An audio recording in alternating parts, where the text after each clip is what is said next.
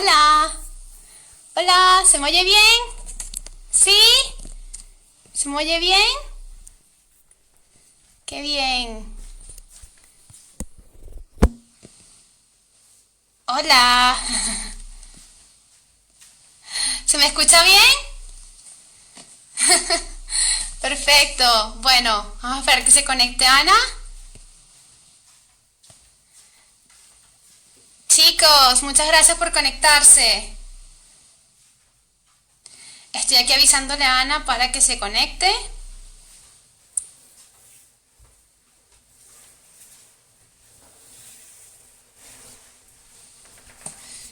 Ok. ¿Qué tal? No sé por qué no me aparece todavía Ana, qué raro, porque estaba conectada.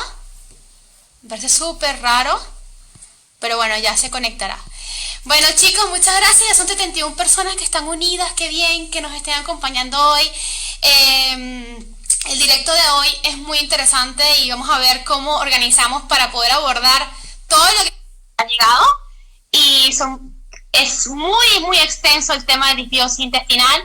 Yo he venido dándole un poquito de cápsulas del tema todos estos días, pero Hola hoy Gaby, ¿me escuchas bien? ni te escuchamos y te vemos perfectamente. Genial, genial. 80 personas unidas y digo que wow, que bien, que les haya gustado tanto este tema, Pues sí, hay un montón de gente. porque es un tema bastante interesante, donde hay muchísima información. Ana y yo estábamos viendo hoy cómo estructurábamos todo para intentar abordar todo lo que...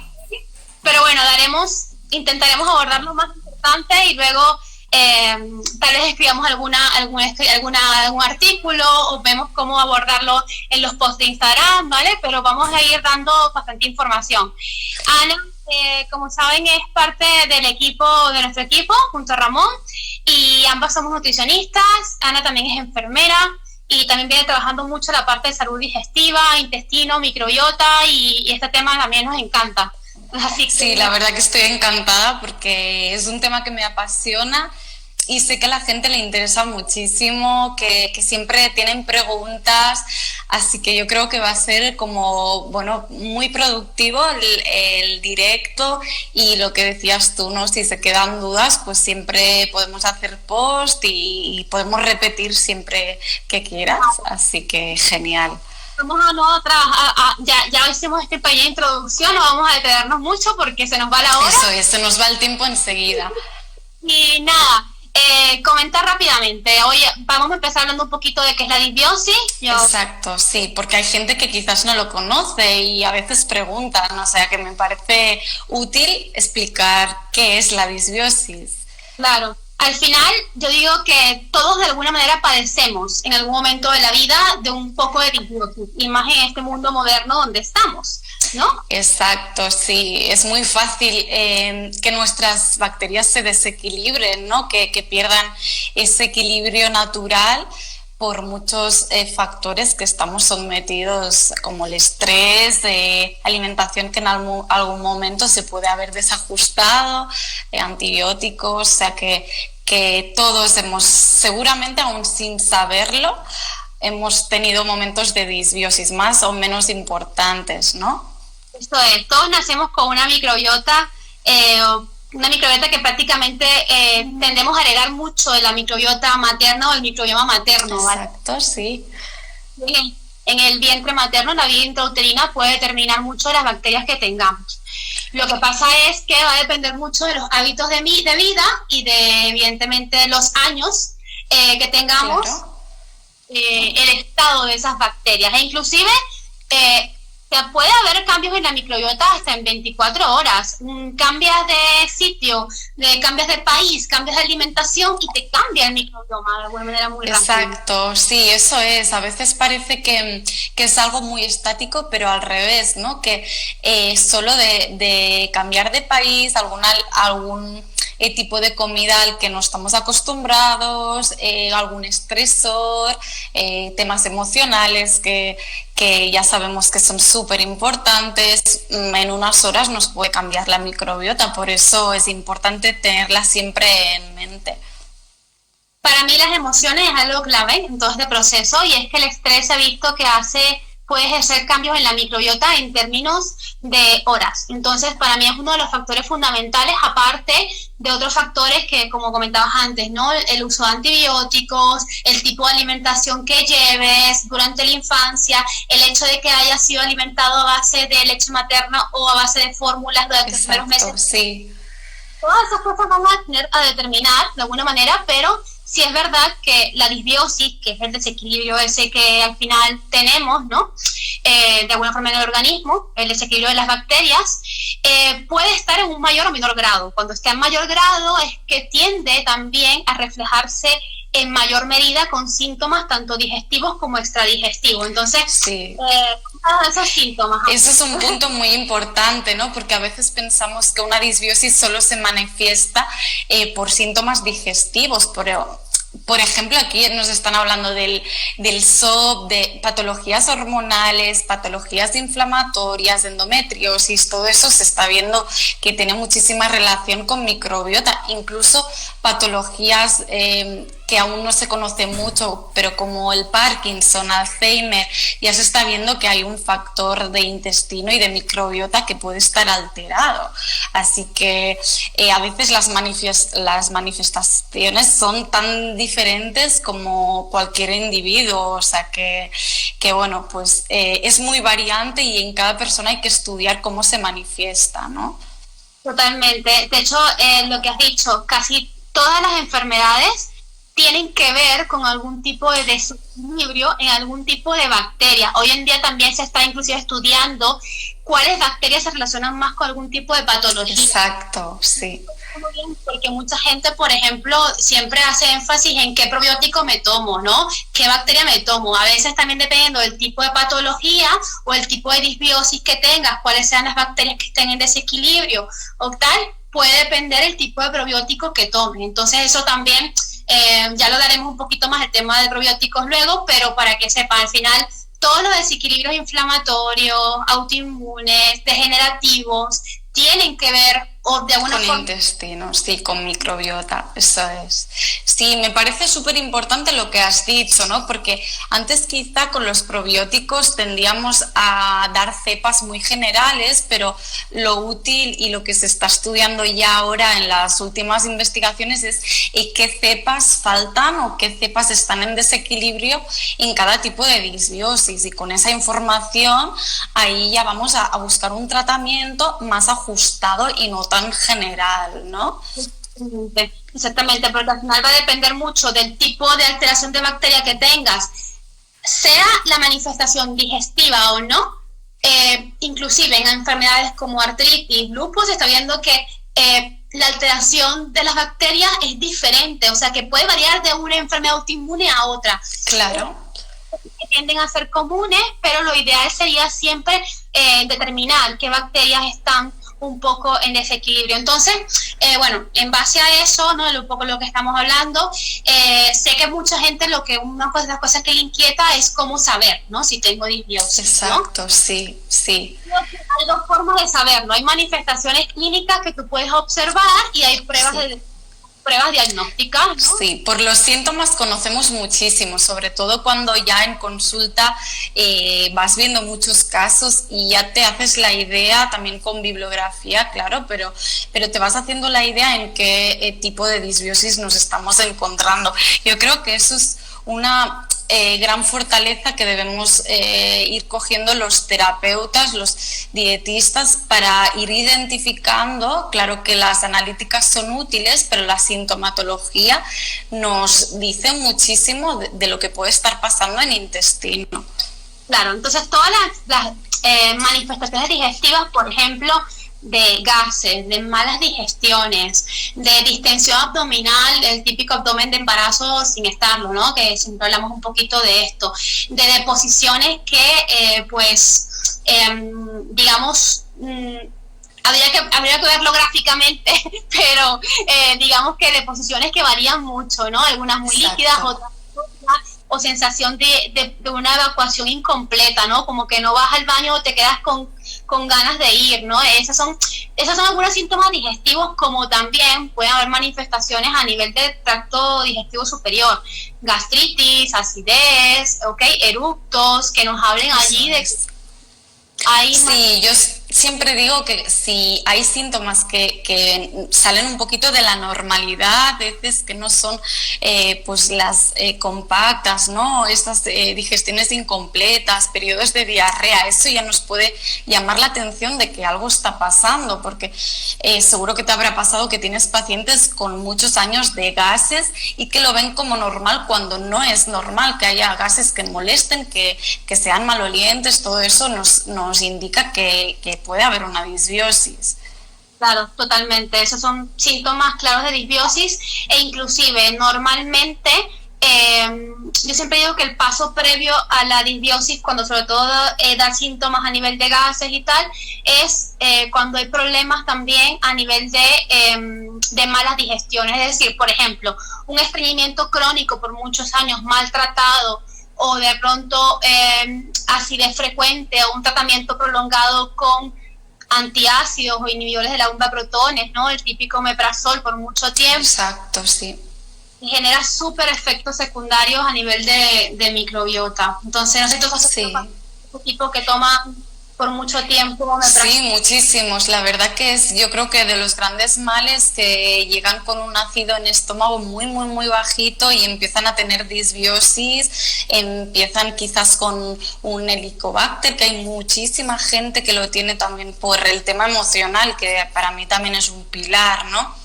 Tanto estrés que baja muchísimo el ácido en estómago y esas manifestaciones ya nos indican que ahí algo está pasando. Y el tema eso también de que nos quede claro que sí que hay medicinas que en su abuso, sobre todo como un abuso de antibióticos o de omeprazol, inhibidores de la bomba de protones, pues sí que ocasionan o pueden tener un riesgo para nuestra microbiota. Efectivamente, tanto un estreñimiento crónico como una gastritis crónica no tratada, ¿vale? Ya nos está dando pistas a que la digestión no se está haciendo bien, con lo cual hay que mejorar ese pH a nivel digestivo para que haya buenos niveles de acidez. Recuerden que el ácido es bueno, es importante, es protector, de hecho es un sistema de defensa muy primitivo y no hay que quitar el ácido, hay que regularlo. Hay que trabajar la mucosa y todo eso para que a consecuencia pues la digestión se haga mejor, ¿no? Y no haya estreñimiento, no haya un mejor tránsito digestivo, porque este es el paso previo para que haya una disbiosis luego propiamente dicha, ¿no? Con todos sus síntomas y todo. Sí, y me parece muy importante, Gaby, que a veces se den cuenta que el reflujo muchas veces no es tanto acidez, sino a veces hay una hipocloridria, ¿no? Que también da ese reflujo por intercambio de pH y compensación. O sea que hay que explorar muy bien cuáles son los síntomas y reparar esas malas digestiones desde el principio, desde la masticación, el estómago. Cada paso de la digestión es súper importante.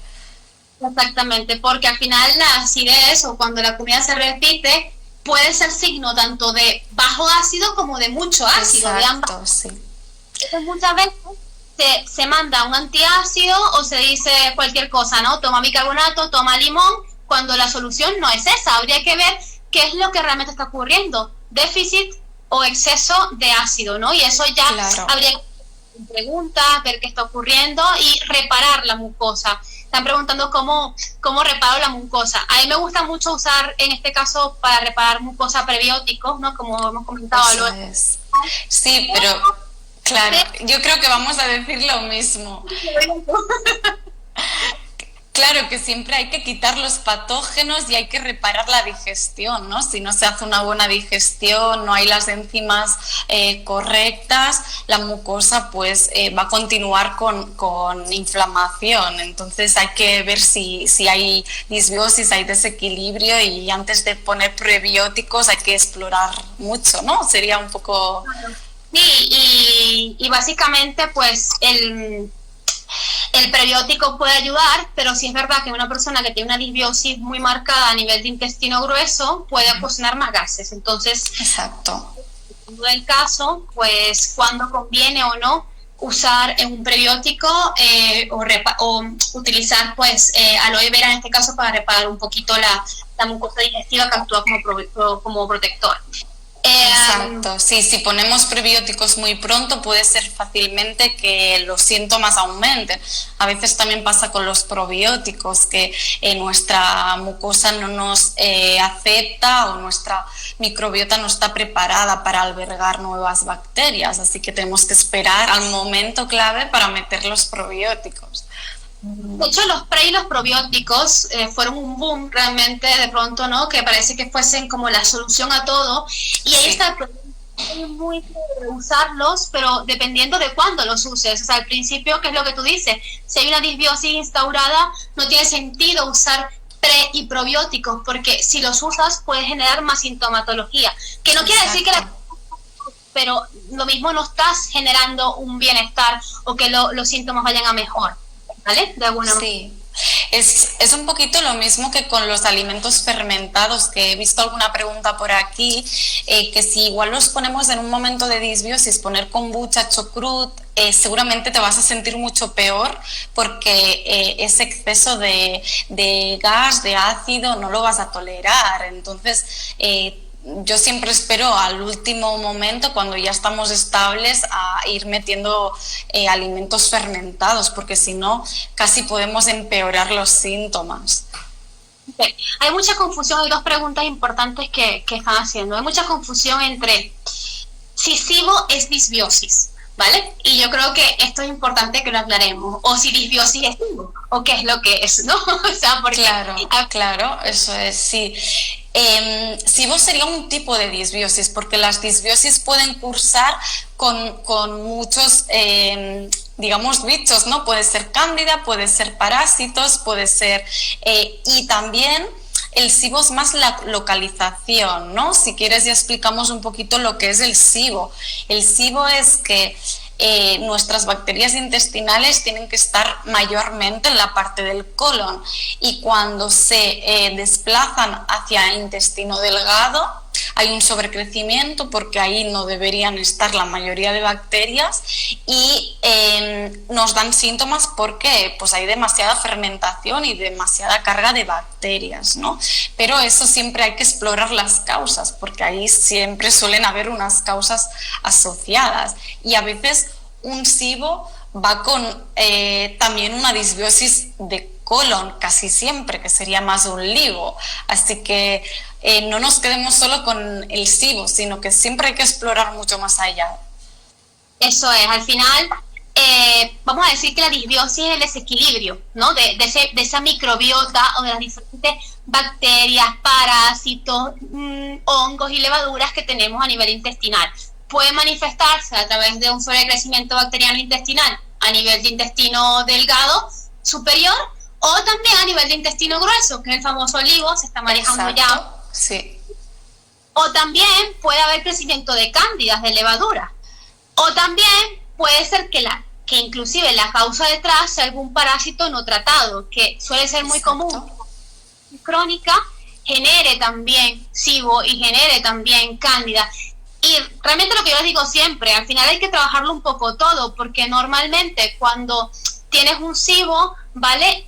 Ahí se crea un ambiente que propicia también el crecimiento de la cándida, ¿vale? Entonces, sí. Con otros patógenos. Entonces, al final... Sí, el mismo SIBO nos lleva a disbiosis en otras partes, o sea, en el colon, ya como se degrada la mucosa intestinal, ya no está hay una inflamación, hay una degradación de las vellosidades, todo eso nos lleva a la aparición de otros patógenos. O sea que siempre es importante no tratar solo el SIBO como una enfermedad etiquetada y que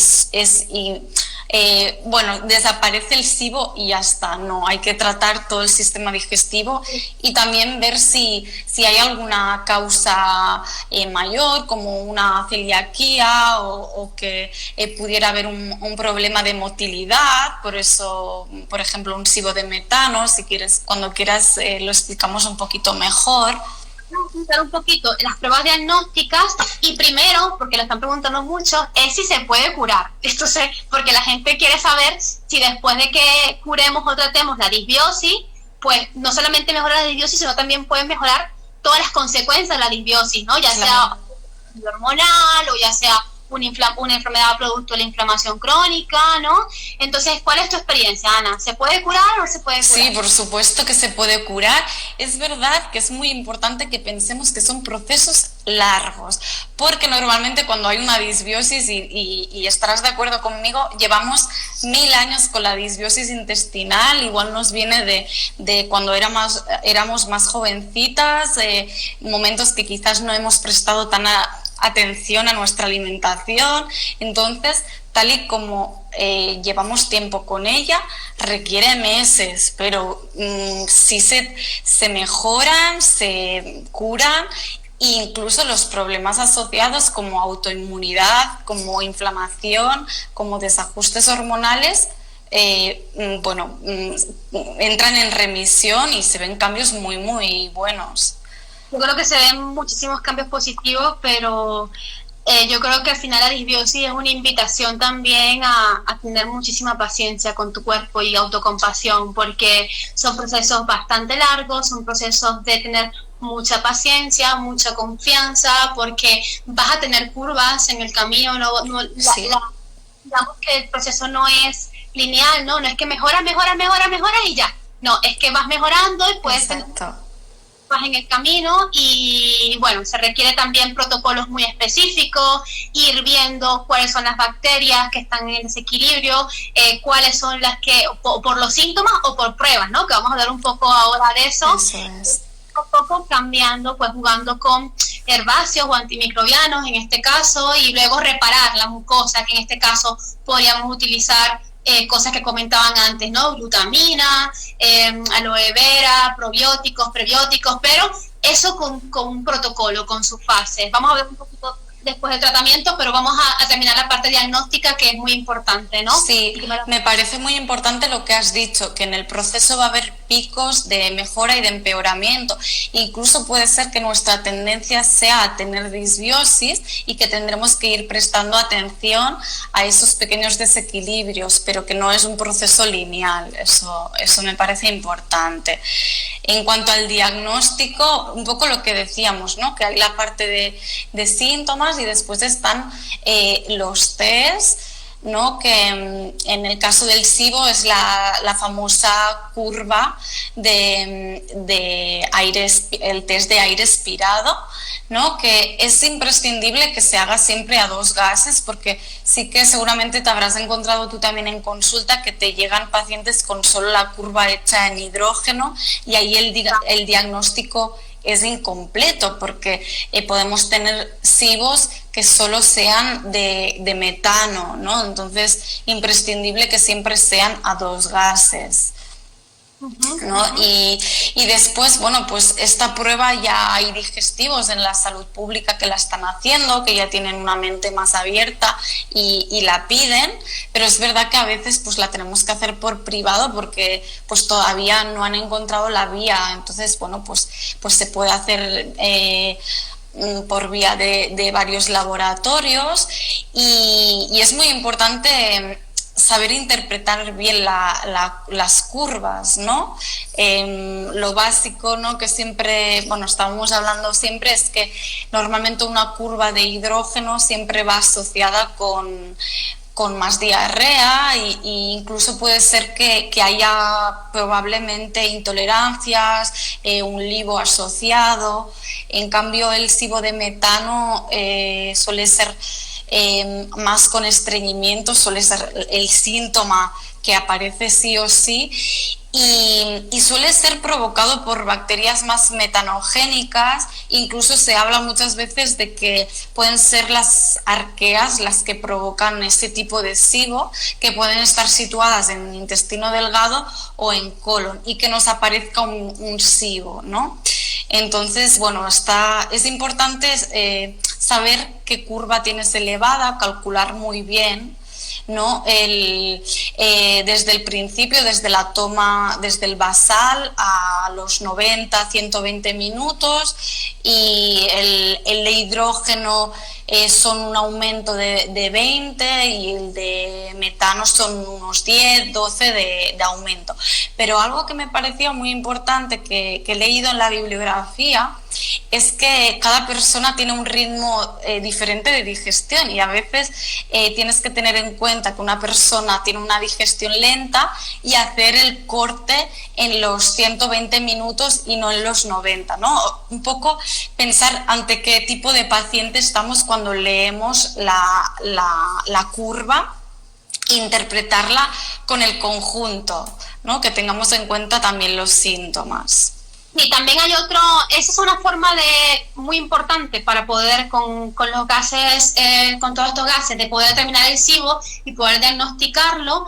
También es cierto que hay otras cosas, hay un test también, que es uno que ya yo suelo mandar mucho en algunos pacientes, donde a lo mejor tienen la curva hecha, hacen el tratamiento para SIBO, pero no mejoran, que ya mira un poco la microbiota a nivel fecal, ¿no? Que eso es, sí. Disbiosis intestinal, que a través de las heces pueden determinar un poco todas las bacterias que pueden de alguna manera estar dominando tu microbiota, ¿no? No solamente bacterias, cándidas, parásitos, y nos permiten tener un enfoque más completo. Lo que pasa es que estas pruebas, si se dan todas por privado, eso es, son costosas, entonces muchas veces puedes acceder a ellas, pero muchas veces te toca ir viendo de acuerdo a la del paciente, pues qué puede ser lo que esté más en desequilibrio, ¿no? Si el paciente tiene también más tendencia a infecciones vaginales, cistitis, pues también puede sospechar de crecimiento de cándida, ¿no? Y entonces, en función a eso, pues ir jugando, ¿no? Es un poco la idea. También es muy importante, yo pienso, ¿no?, que últimamente es muy común el típico diagnóstico de intolerancia o malabsorción a la fructosa, ¿no? Y el sorbitol. Muy importante aclarar ese tema, porque a veces hay confusión y te quedas con una dieta que no te soluciona nada, que simplemente te quita alimentos, te mejora quizás la sintomatología, pero no te va al origen del problema. Entonces, tanto la malabsorción a la fructosa, ¿vale?, como inclusive la histaminosis tienen una relación súper directa con la disbiosis intestinal, y normalmente no es que te volviste intolerante a la fructosa, o sea, no es que eres intolerante a la fructosa toda tu vida, o que ahora eres intolerante a la histamina de los alimentos toda tu vida, es que muy posiblemente esa misma disbiosis intestinal esté haciendo que tengas incapacidad ahora de poder absorber la fructosa y también metabolizar la histamina de alguna manera. Claro, muchas veces hay un déficit de enzimas que hacen que no puedas metabolizar nada de eso, y que haya esa intolerancia, pero siempre yo casi en todas las ocasiones veo una mejora en la tolerancia de ese tipo de alimentos cuando la disbiosis se corrige y cuando hay una mejor digestión. Entonces yo siempre comentaría que no se queden con que van a ser intolerantes toda su vida, sino que vayan al origen, que vayan a reparar intestino, y que poco a poco, con ayuda de un profesional, se intente volver a retomar la dieta con algo de fructosa poquito a poquito, con el tema de la histamina, que creo que también ha habido como una moda de hacer la dieta baja en histamina. Eso también iba un poco, ¿no?, entre eso porque parece que, pues yo entiendo que el abordaje en un principio puede ser retirar alimentos altos en fructosa y altos en histamina, pero no puede ser ese el único tratamiento, porque entonces, ¿dónde estamos trabajando la raíz? Y siempre hablo de exacto, ¿no? Si la raíz está en la disbiosis, pues vayamos a la disbiosis, mientras tanto mandemos la dieta, pero no dejemos de trabajar la disbiosis intestinal que hay, ¿no? Porque si no, no estamos quitándole alimentos al paciente y al final no estamos solucionando el problema de raíz. Eso es, y es cuando llegan pacientes lo que dicen ellos, estancados, porque hay una mejora muy inicial, pero después, como no se está trabajando en origen, no se mejora, ¿no? Entonces, no quedarse nunca en una intolerancia, sino que seguir trabajando e investigando para ir al origen y trabajar realmente en la disbiosis intestinal.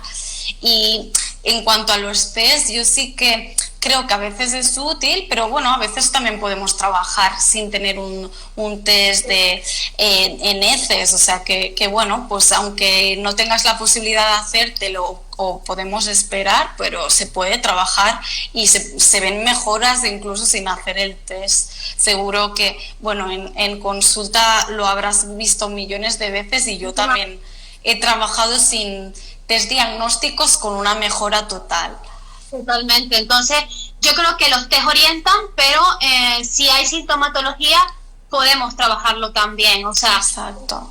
Diagnósticos tenemos los test de hidrógeno y metano, también tenemos los test de disbiosis intestinal, que se hacen a nivel de S.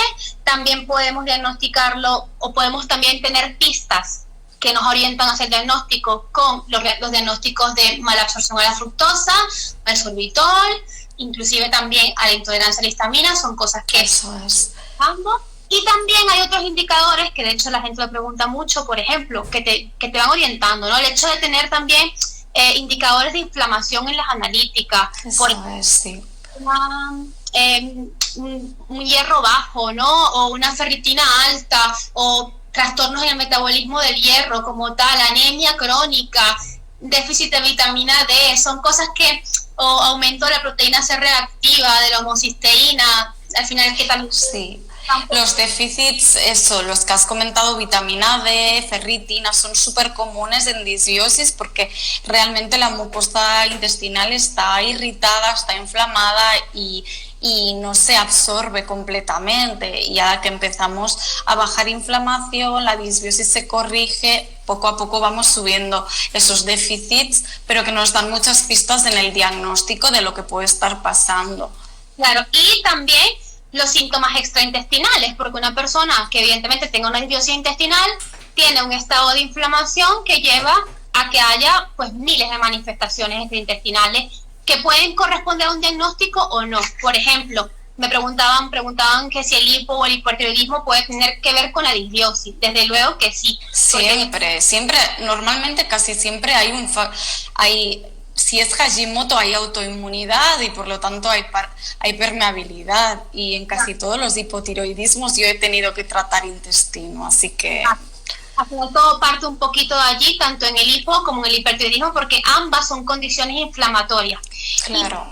Y tanto, o sea, yo digo que siempre el hipotiroidismo, por ejemplo, altera un poco la digestión y altera un poco también las enzimas y los jugos gástricos, porque se ha visto que las personas con hipotiroidismo tienen más tendencia a la disbiosis, pero también la disbiosis genera, pues, que conduciría a un hipotiroidismo. Esto es como un círculo vicioso que no sabes qué es. Esa es un poco la cosa que hay que entender, ¿no? Que el circuito va en doble dirección y que el intestino altera hormonas, las hormonas alteran intestino, y es todo como un puzzle que bueno, pues a veces es complicado de saber dónde empieza una cosa y dónde acaba la otra, pero cuando lo vemos en conjunto, pues trabajamos mucho mejor. Y trabajando la disbiosis, desde luego que mejora muchísimo todos los procesos inflamatorios. De hecho, me parecía muy interesante lo que decías de los síntomas extradigestivas, porque SIBO, por ejemplo, de lo que más manifiestan los pacientes es como mucha nebulosa mental, mucho dolor articular, mucho dolor muscular, falta de concentración, o sea que realmente las bacterias tienen capacidad de generar pequeñas sustancias un poco tóxicas, incluso a nivel neurológico. Por lo tanto, las manifestaciones son muy diversas y en cada persona distintas, porque cada persona es un mundo y según el tipo de bacterias o cómo sea su constitución, se manifiesta diferente. Claro, ya se sabe que estas bacterias, cuando están en disbiosis, generan toxinas, ¿vale? A nivel intestinal, tanto las bacterias como las cándidas, como los otros patógenos, que recordemos que también las personas con disbiosis tienen una permeabilidad intestinal, esto es que un intestino que deja pasar sustancias y toxinas al organismo. Por lo tanto, una vez que ingresan, ¿vale?, a la circulación enterohepática, es decir, atraviesan el intestino y van hacia el hígado también se sobrecarga, hace un poquito de limpieza, pero no puede con todo, y lo que no puede va para la circulación sistémica. Llega al cerebro, llega a todas partes y genera los síntomas extraintestinales que estamos hablando, ¿no? La fatiga, el cansancio a nivel mental, dolores articulares, dolores musculares, me duele la regla, me duele la cabeza, me duele todo. Eso. Incluso la piel, que a veces decimos, parece que siempre tenemos que usar, o sea, ir a lo tópico, ¿no?, a las cremas, pero es que muchas veces un tema cutáneo, como es un eczema, el acné, todo eso son procesos inflamatorios, autoinmunes, que a veces tratando la disbiosis, o casi siempre, empiezan a mejorar, porque es es un síntoma más al final. Son manifestaciones que al final pues tienen que ver mucho con lo que está ocurriendo a nivel intestinal. Pueden tener un diagnóstico, por ejemplo, se puede poner la etiqueta de fibromialgia, como están poniendo aquí, ¿no?, o de fatiga crónica, o de síndrome ovario poliquístico, pero puede ser que simplemente una persona viva todos los días cansada y no sepa por qué, ¿no? O sea, hay mucha gente así que ha normalizado vivir, como digo, ¿no?, cansado, con fatiga, con dolores, o que cree que así se puede vivir por la vida, o tapando síntomas, ¿no? Pues se toma un ibuprofeno cuando tiene un dolor y así. Pero realmente estos son síntomas de generalmente inflamación, ¿vale? Que, ojo, no quiere decir que algún día puedes tener un dolor, o algún día puedas tener un poco de disbiosis y te encuentres mal, ¿no? Pero tu cuerpo cuando la disbiosis se vuelve crónica es cuando ocurren este tipo de problemas, realmente una disbiosis prolongada, ¿no?, que es lo que estábamos hablando. Sí, es importante que no normalicemos el estar mal, o sea, no lo normalicemos cada día, es lo que decías, no todo el mundo tiene un mal día, pero si cada día estamos cansados, si no tenemos ganas, si tenemos continuamente malas digestiones, pues ahí ya que tomemos conciencia de que algo está pasando. Sí, sí, totalmente. Y bueno, han comentado un poco de enfermedades autoinmunes, vi por ahí BSED, vi por ahí fibromialgia, vi por ahí Lyme inclusive. Hoy día se sabe que muchas de ellas, de hecho una de las cosas más comunes hoy en día en la autoinmunidad que se está estudiando es que el paso previo o una cosa que es común en todas las autoinmunidades es algún tipo de disbiosis. En algunos pacientes pues suele ser de un grupo de bacterias o de cándidas, en otros pacientes de otras. Unido, evidentemente, a una predisposición genética, evidentemente a una base genética que pues sea fácil que se produzca, ¿no?, todo lo que la autoinmunidad. Pero al final, si sabemos trabajar esto desde el origen y, como yo digo, trabajarlo a tiempo, no tiene por qué derivar allí así tengamos una predisposición pues genética, ¿no?, que es lo que trabajar un poco desde la prevención, ¿no?, un poco la idea. Sí. Me parece súper importante porque quizás podemos tener antecedentes de familia, o que sepamos que podemos ir hacia una autoinmunidad, pero si empezamos a trabajar en la disbiosis, en la permeabilidad intestinal, pues quizás podemos frenar los síntomas y que no acabe pues en una patología autoinmune súper importante, sí. Bueno, nos queda ya 20 minutos, no sé qué vamos a hacer. Se me ha pasado volando, o sea, es empezar a hablar de disbiosis y porque hay tanto, realmente es un mundo y hay muchos detalles, ¿no? Pero bueno, esperemos que más o menos se vayan haciendo una idea de por dónde va, ¿no?, la idea. Sí, hay dos cosas interesantes que la gente, pues también tengo aquí muy pendiente de lo que han escrito, y es el Helicobacter pylori y un poco dar unas pinceladas del tratamiento, el abordaje nutricional, ¿no? Entonces, al final decirles que el Helicobacter es parte de esas bacterias que también se relacionan con la disbiosis, ¿vale? Eso es, sí. Para mí es un principio, de hecho tengo muchísimas pacientes que la primera historia que me explican es que han empezado con un pylori y normalmente puede ser, por ejemplo, por una bajada de pH en estómago, una gastritis que se ha hecho crónica y ha aparecido también la pylori, y ahí a raíz del antibiótico o del cambio en su tipo de bacterias, pues empiezan una disbiosis. Y como muchas veces hace años no se ponía tanta prevención con probióticos, no se abusaba un poquito también de los antibióticos, omeprazoles, pues acaba con una disbiosis bastante importante, sí. Totalmente, sí. El paso previo casi siempre es una alteración de pH, ¿vale? A nivel de tracto digestivo superior. Por eso es que las gastritis suelen ser una parte de la historia común de casi todos los pacientes con disbiosis. En algún momento debutaron con una gastritis, con una sensación de acidez, de dolor, que luego pasó a ser un problema más de disbiosis a nivel de intestino grueso o tracto digestivo inferior, ¿no? Suele ser un poquito así la cronología, porque es que realmente, a pesar de que se dice mucho que el primer filtro es el intestino, realmente el primer filtro es el estómago, ¿no? Primero tiene que pasar. Eso es. Sí, incluso podríamos hablar de la boca, ¿no? De una buena masticación, incluso pues a veces personas que empiezan con una periodontitis, que empiezan con problemas de encías, y yo siempre digo que es como un engranaje, ¿no? Que a la que falla el primero se va desajustando el siguiente. Entonces quizás empiezas por boca, por estómago, pero de poco, si no se trata bien, seguramente acabarás con una disbiosis en colon, con una candidiasis, parasitosis o como se manifieste. Totalmente. Entonces, claro, ¿qué ocurre? Que una respuesta primitiva frente al estrés, por ejemplo, es la secreción de ácido. O sea, sería un ácido estomacal cuando estamos estresados. Y de hecho, normalmente las crisis de gastritis suelen ir muy asociadas al estrés, porque evidentemente... Sí, totalmente, sí. Yo recuerdo que mi primera crisis de gastritis fue en la época universitaria, ¿no?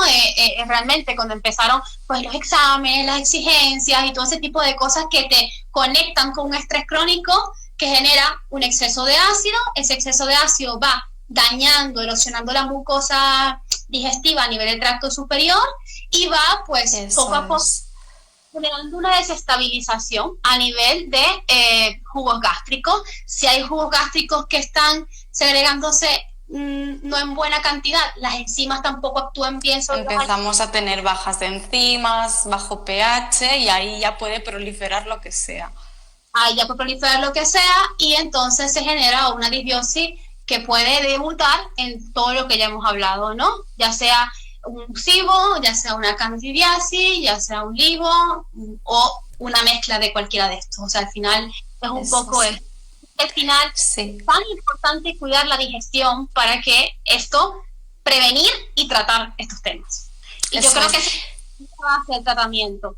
Sí, y me parece súper importante que a raíz también de lo que has dicho del estrés, que muchas veces nos hablan de un intestino irritable, sí que es verdad que siempre con problemas de estrés, de emociones, se agravan los síntomas, pero que normalmente suele ir asociado a una disbiosis. O sea, un síndrome de intestino irritable siempre o casi siempre tiene una disbiosis asociada, y si se trata no tiene por qué ser una patología crónica, sino que mejoremos y que tengamos una mejor gestión de las digestiones, e incluso pues que con procesos emocionales no tengamos pues esos dolores de tripa, diarreas, que a mí pues por ejemplo también me pasó que justo en la universidad empecé ahí con desajustes a la hora de ir al baño.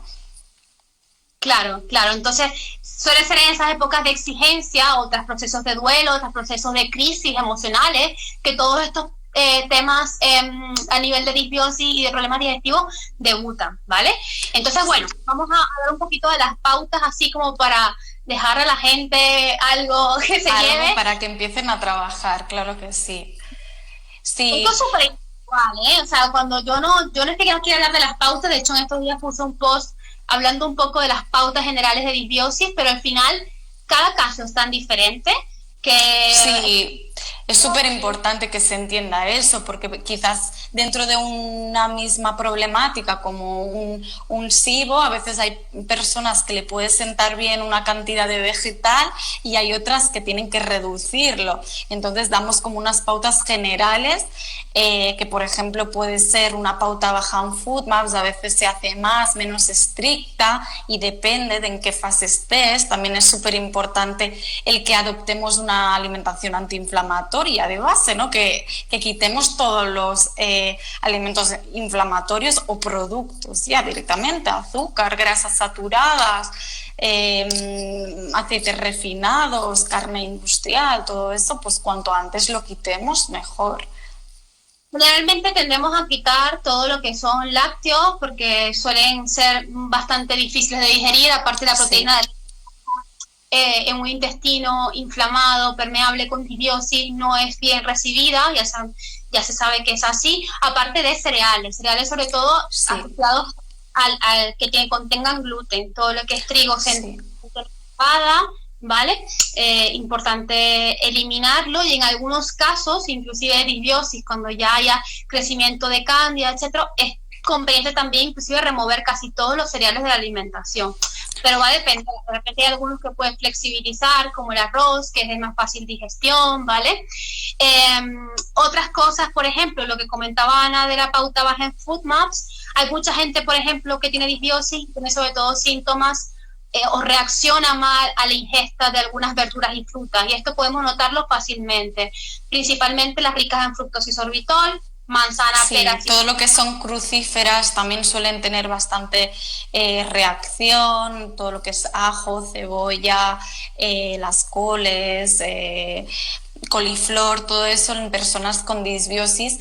No es que lo vayamos a quitar de por vida, pero muchas veces el quitarlos durante un tiempo nos mejora la sintomatología. Aunque me parece importante que al principio, sobre todo, se quite lo que dices, los alimentos más más inflamatorios, como son los ricos en gluten, lácteos, azúcares, eso lo primero.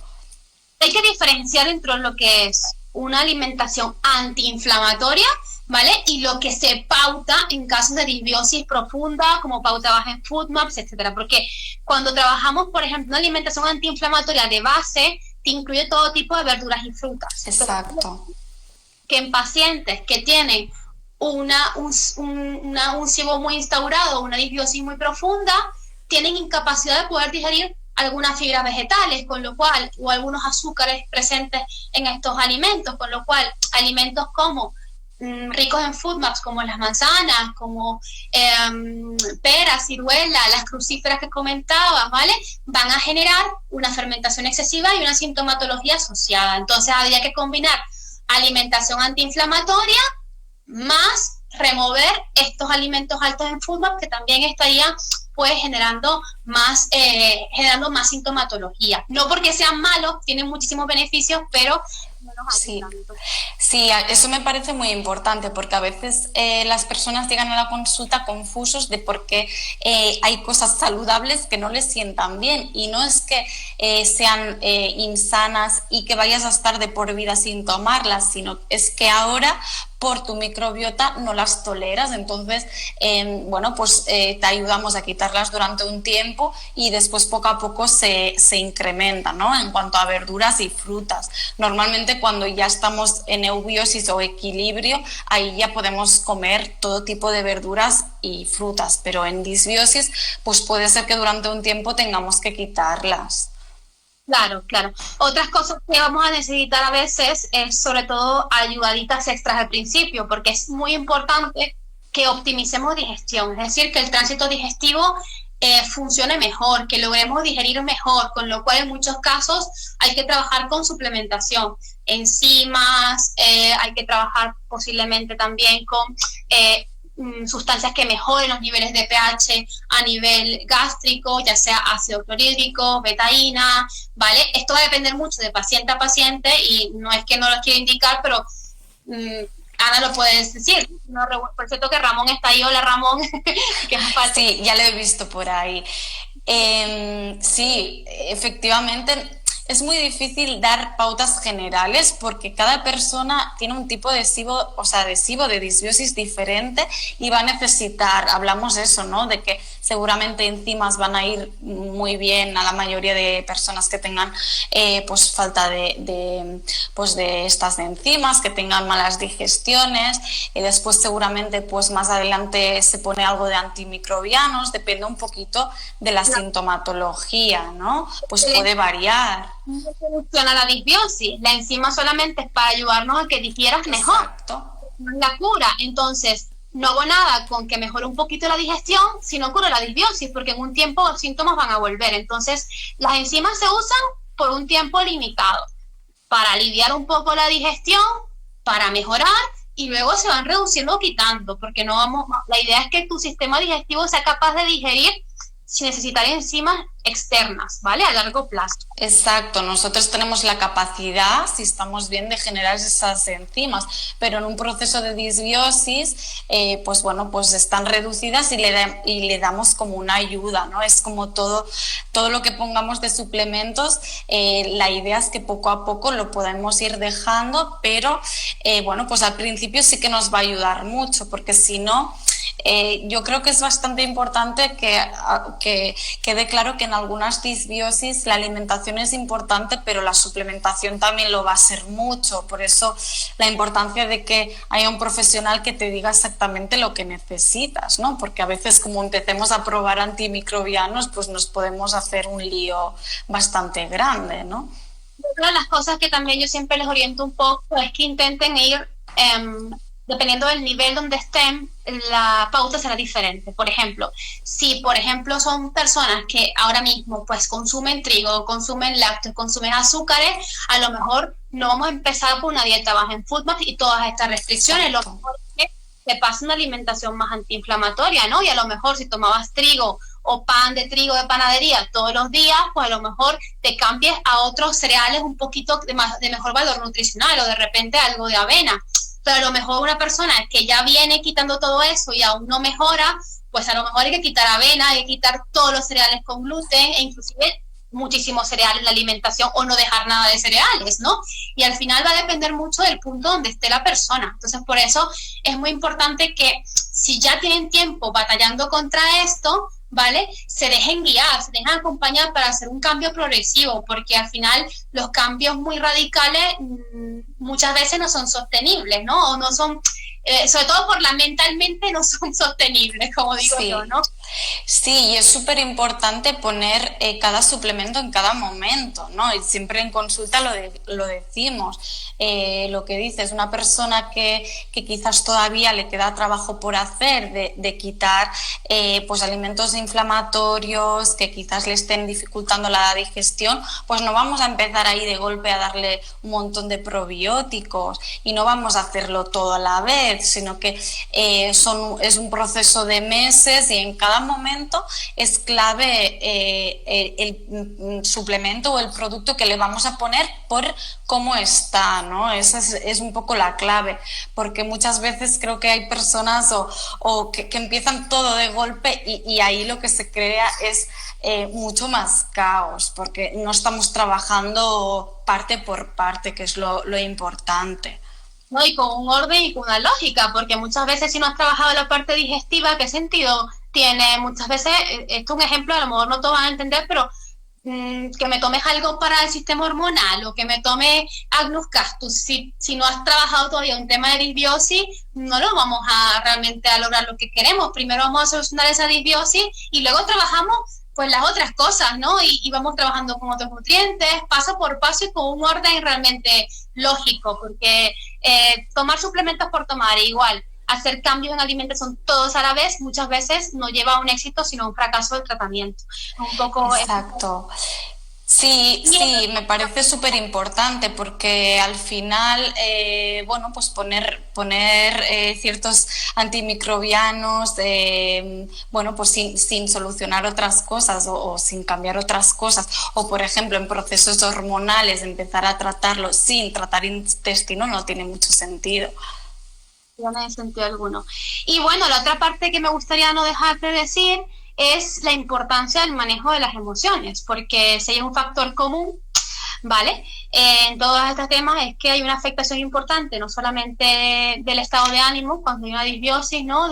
Hay más tendencia a la ansiedad o a los estados depresivos, sino también entender que el mismo estrés, ¿no? O el mismo estilo de vida que lleves o el cómo manejes las emociones, los ritmos de sueño, el descanso, son importantes también. Por eso es que un enfoque integrativo en este caso es muy necesario, entender que no es nada más lo que comes y la pastillita que te tomes, sino hay que ver todo en la película. Sí, me parece súper importante. A veces, y muchas veces lo comentamos en consulta, que ¿vale? De hecho, sí. ahora se va a integrar también una psicóloga y una médica